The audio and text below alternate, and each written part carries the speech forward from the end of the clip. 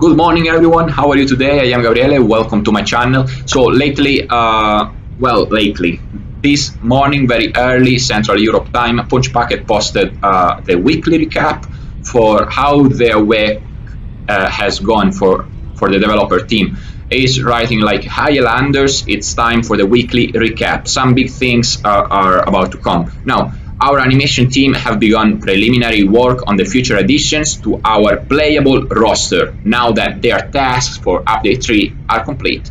Now, if we scroll down, we can read on update 4 has already started. The developers have already started to work on update 4 about the animation mainly.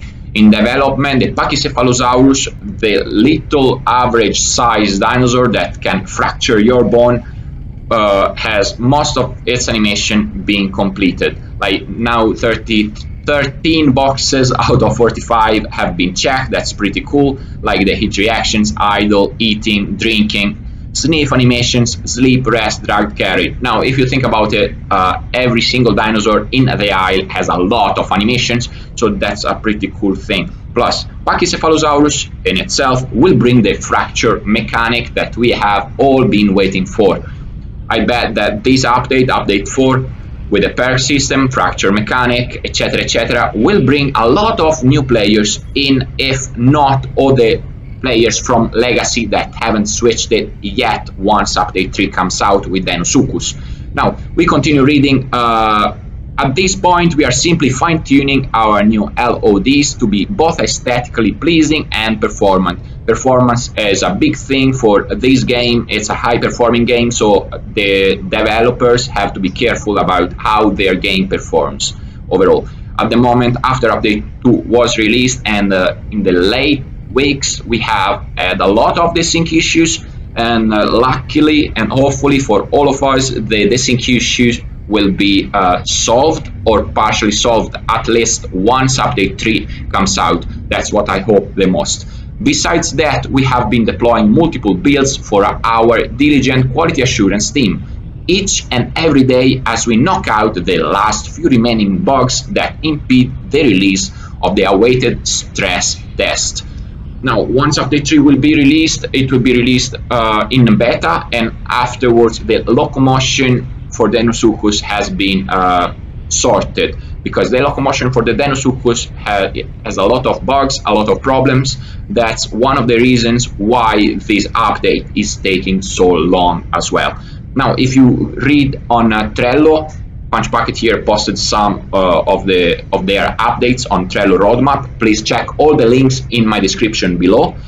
The Deinosuchus has 38 out of 44 boxes checked. That means that only 3 boxes are remaining to be checked, because out of these 6 boxes that you are saying 44 minus 38 is 6 boxes remaining. That's true, but the 3 boxes out of these 6 are about 2 female skins, and 1 is about, if I remember correctly, the nesting system. Nesting system will come later in development. It will not be now. So removing these 3 boxes out of the equation, only 3 boxes are remaining to be checked, and one of them is the long worked and bugged locomotion for Deinosuchus. The oxygen rework, the new oxygen mechanic, kinda new, has been completely completed. Sorry for repeating myself.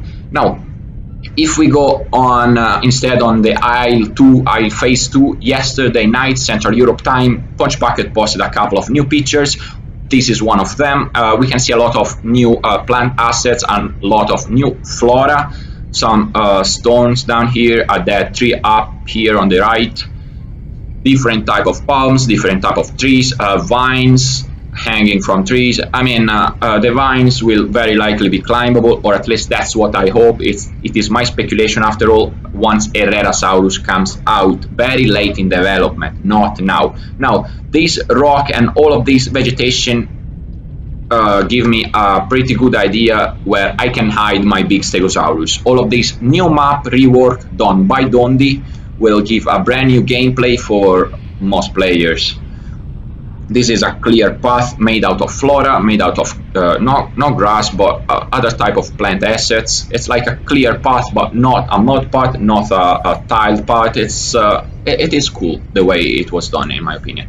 Now, another picture Punch Packet posted about the rework Dondi is making about on Isla Spiro is this picture. Now, on the right, we see a cliff, a huge cliff, and I bet that Tutaraptor cannot jump on this cliff unless there is a path on the right that we do not see. This is an excellent spot for Pteranodon to hang out, to perch on the rocks. That's what I think, at least. A lot of new assets, new plants, I repeat it, are in this new map, and I bet, or at least I hope for, a stream, a river, or some kind of water source below this cliff for all animals. This can be a new hunting grounds, a new skirmish ground, much like Bumpy is now. Well, all in all, I hope you like these speculations of mine and this weekly recap made by Punch Packet I talked about. Thank you all so much for watching. Please consider subscribing my channel if you haven't done that yet. I wish you a great day, and bye bye.